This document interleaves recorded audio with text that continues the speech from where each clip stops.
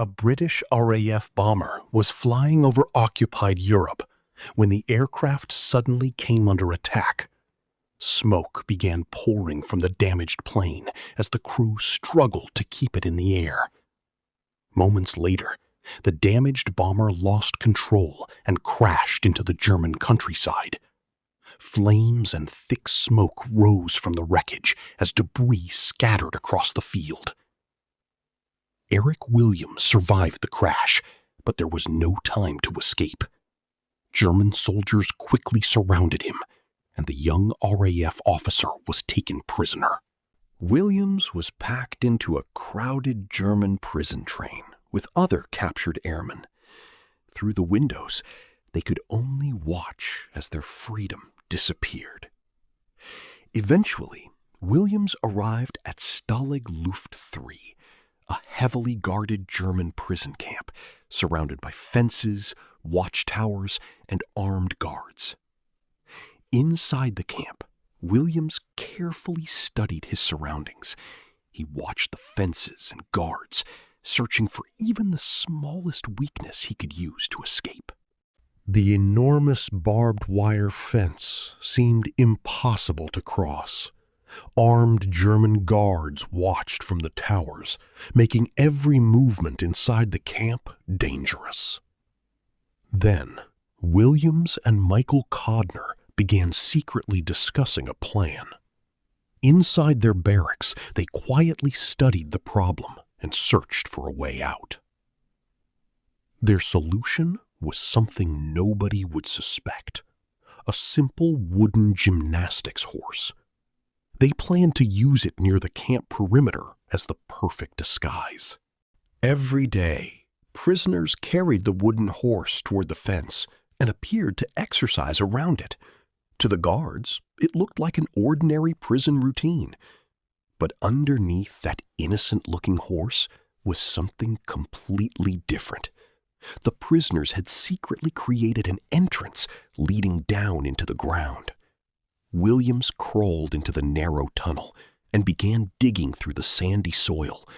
With barely enough room to move, every inch forward was painfully difficult.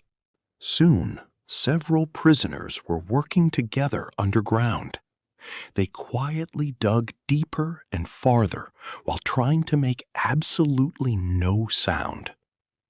But digging created another serious problem.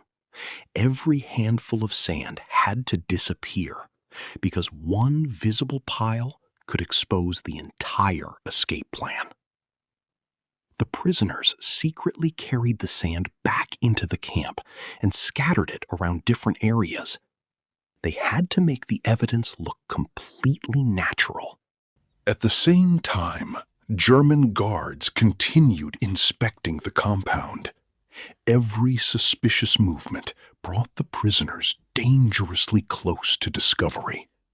Above ground, everything continued as normal. Prisoners exercised around the wooden horse while secretly protecting the tunnel hidden beneath their feet. Deep underground, the men continued working in darkness. The tunnel was getting longer, but so was the risk that the Germans might discover them. Eventually, another prisoner named Oliver Philpott joined the plan. Now 3 men were preparing to risk everything for a chance at freedom. The 3 prisoners carefully studied their map and measured the remaining distance to the camp fence. Their entire escape depended on getting this calculation right. Then, a German guard came dangerously close to the wooden horse.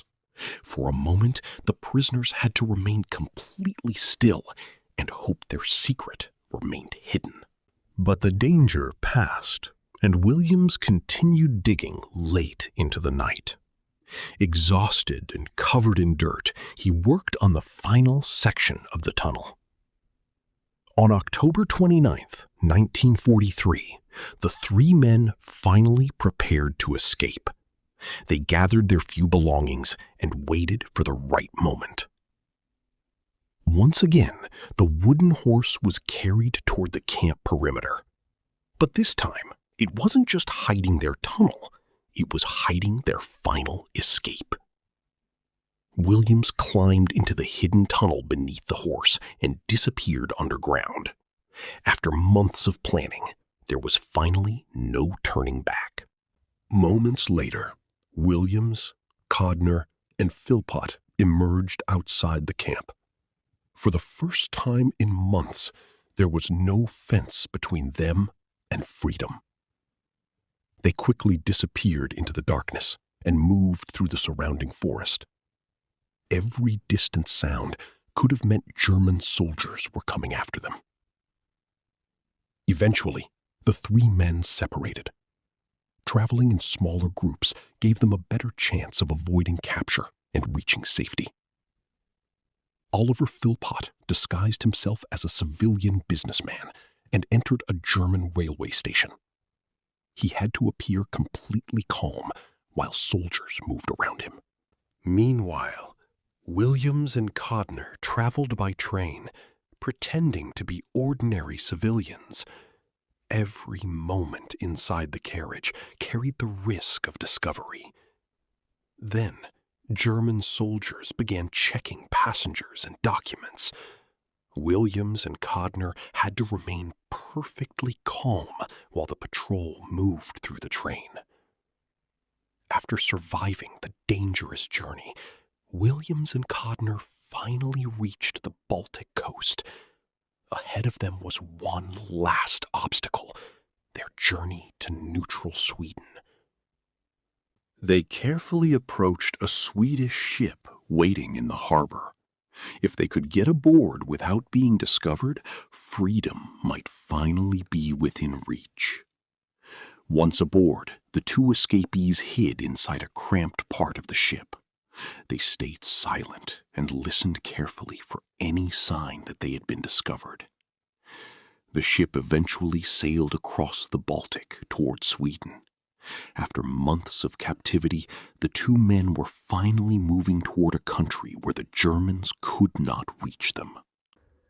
After months of imprisonment, digging, hiding, and running for his life, Eric Williams finally stood free on the ship's deck, looking out across the open sea.